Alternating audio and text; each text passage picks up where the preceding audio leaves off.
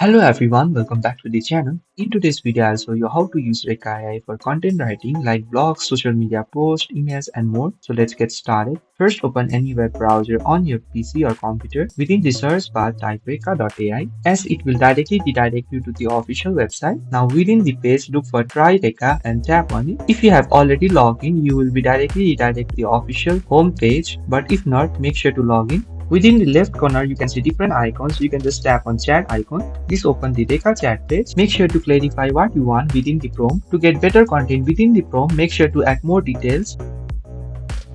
After entering your prompt, press enter or tap send. Reka AI will now generate your content instantly in the chat area. You can also improve the content by giving follow-up instructions, and it will again provide you the updated version. You can copy the generated text and use it for blogs, social media, emails, scripts, as well as descriptions. If you have logged in, your content stays saved in the chat history at your left corner. So for best result, be specific with your prompt and mention tone and format, as well as ask for revision instead of starting again. And that's how you can use Reka AI for content writing easily and efficiently. So if you find this video helpful, please do not forget to like and subscribe to the channel. Thank you for watching, and I will see you in the next video.